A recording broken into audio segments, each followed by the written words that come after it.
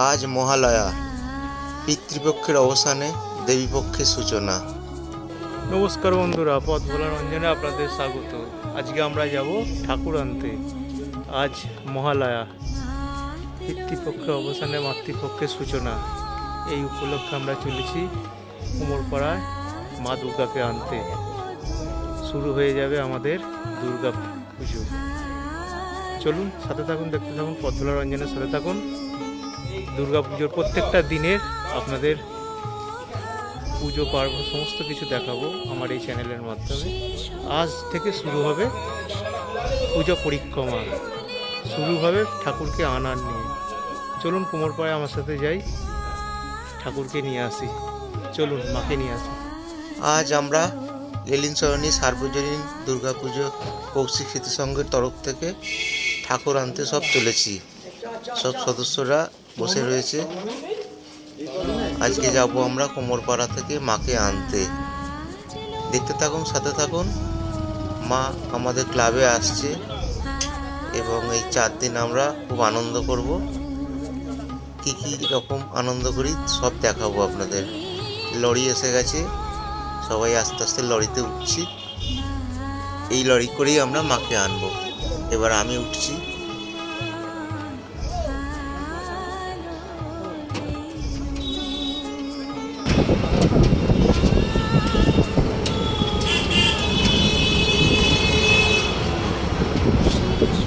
আমরা ঠাকুর আনতে লরি করে চলেছি।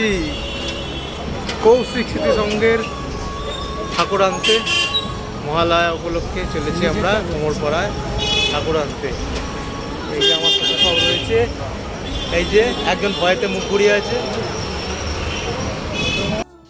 চলেছি আমরা লরি চেপে ঠাকুর আনতে।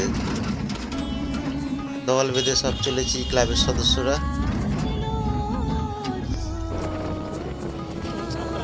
এই রাস্তা ও রাস্তা পেরিয়ে চলেছি কুমোরপাড়ায়। গিয়ে দেখি মা চলেছেন মণ্ডপে, কোনো এক মণ্ডপে। খুব সুন্দর মায়ের মুখখানি।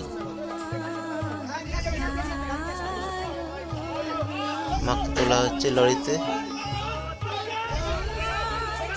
দল বেঁধে সব এসেছে নিয়ে যেতে।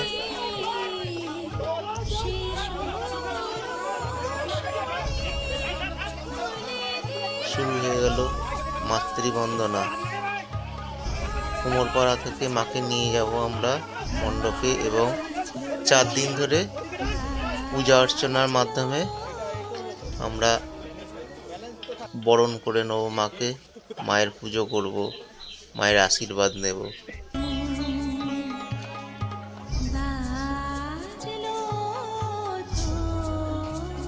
খুব সুন্দর মুখখানি।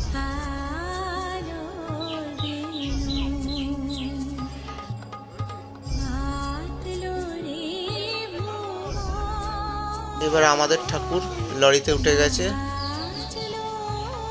এই হচ্ছে আমাদের কৌশিক স্মৃতি সংঘের ঠাকুর। একে একে গণেশ, লক্ষ্মী, সরস্বতী সব উঠে পড়েছে। এবার একটু গোলার ভেতরটা দেখি। এই যে কার্তিক ঠাকুরকে নিয়ে যাওয়া হচ্ছে লরিতে ওঠানোর জন্য।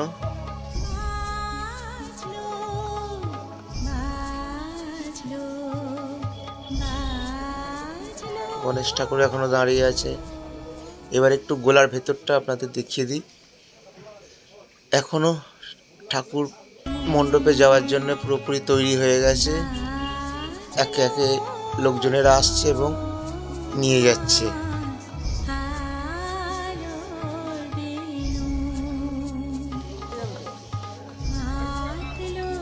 আমাদের ঠাকুরটাকে সামনে থেকে একটু ছবি তুললাম। মায়ের মুখখানি খুবই সুন্দর।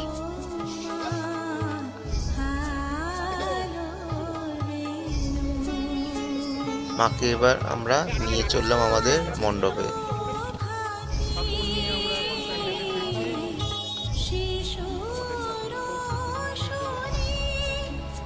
মাকে নিয়ে আমরা চলে আসছি মণ্ডপে।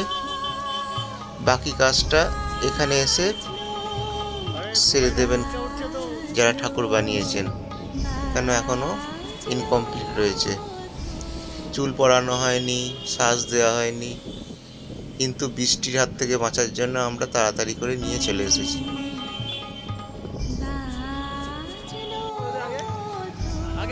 এসে পড়েছি আমরা পাড়াতে। আস্তে আস্তে লরি ঢুকছে।